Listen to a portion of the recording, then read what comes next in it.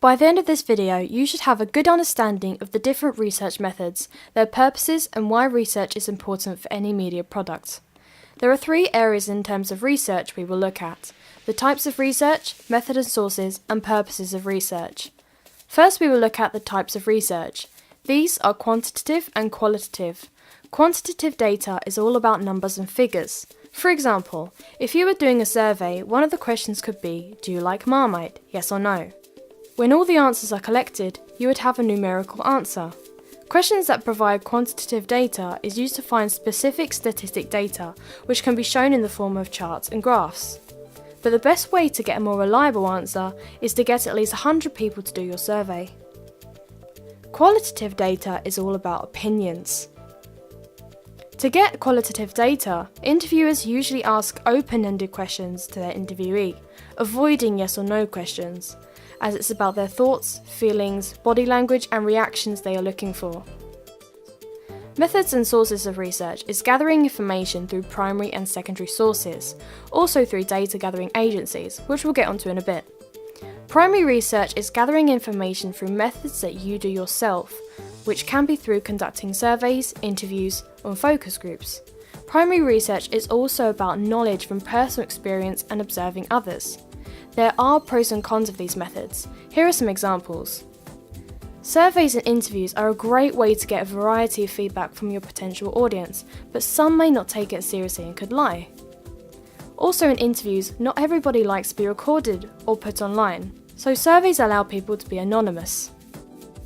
Gathering a small group of people who would potentially be your target audience in a focus group would be really beneficial for developing ideas. Remember that diversity is always a good thing when choosing the members of your group. This works best when the atmosphere is calm, so if you are the mediator, the leader of the group, provide food and drinks for the group. The session is then recorded to capture all the ideas and how they are developed into what may be similar to your final product. Also, interviews with professionals or specialists in their area, whatever it may be, is a great way to get reliable information from the source. These could be recorded for use in your media product or just to get background information, but make sure they are always recorded. There is a lot to think about when planning an interview. Firstly, you have to choose what type of interview it will be. These are the 5 categories of an interview. But it is the questions. How are they phrased? What types of questions are they? And how are they structured? As the interviewer and most likely the writer of the questions, they have to be well thought out in order to get the information you and your audience want from your interviewee. Secondary research is gathering information through somebody else's research. This can be done through information on the internet, in books and magazines, etc. It is information that was not self-generated, so be careful and check the source you're using through these 5. Authority, accuracy, currency, coverage, and objectivity.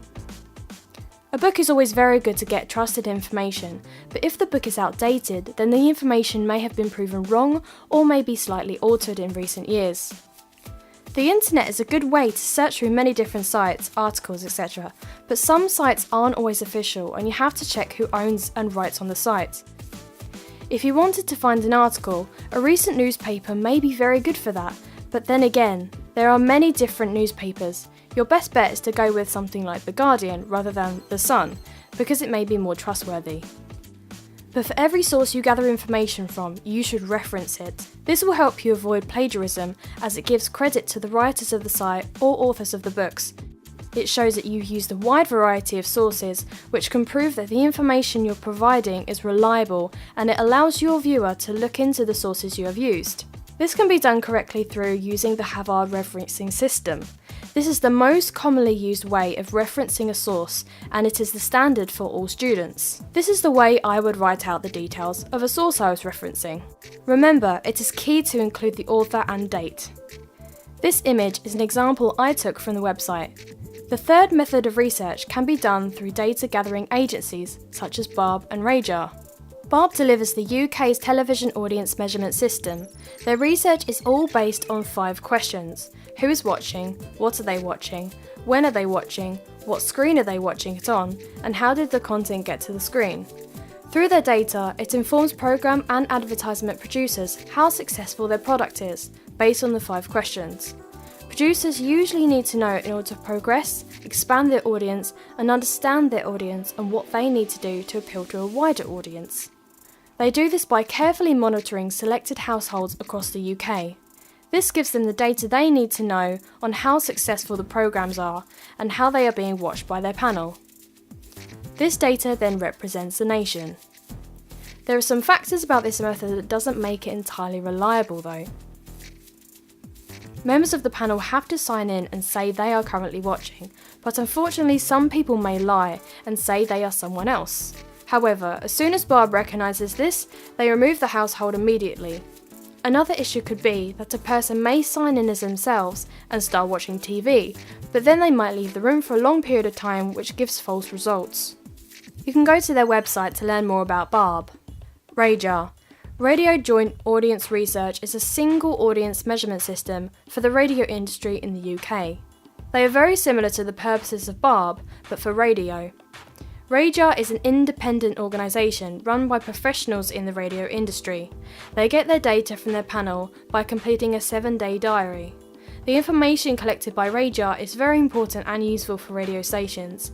There are also some issues of it not being as reliable. Issues such as the person could lie in their diary, contributing to unreliable results. Lastly is the purposes of research. There are 3 purposes to why we research: audience, market, and product. Audience research is about finding who your potential audience are and who you want to appeal to. Having a good understanding of your audience is key to any successful media product. When thinking about who your audience are, think about the different demographics.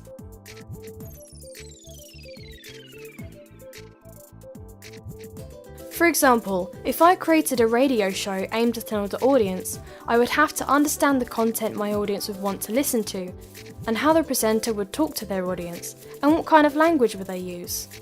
I have to know my audience and know what appeals to them. Market research is finding your competitors and what other products similar to yours are already out there. This gives you an opportunity to reflect on what they are doing which makes their product successful and how your product will stand out from your competitors. Production research will help you decide how your product will be made and how your audience will view your product. This is based on your audience research, creating a product that will appeal to your target audience. For example, if I was making a music-based radio show aimed at teenagers 12 to 17, I would listen to similar radio shows and make note of what makes them successful and appeal to their target audience. I will look at the different ways their show is accessible, online, radio, and radio apps, and decide which is more popular and suitable for my product. To do this, I would maybe hold a focus group. I would also use different methods of research to learn about my target audience. This could be through holding online questionnaires to get as many people to participate as possible. In my questions, I would make sure that I have a balance of quantitative and qualitative data. I could also do some interviews with potential audience. Thank you for watching this video. This should give you enough information to give you a basic understanding of research.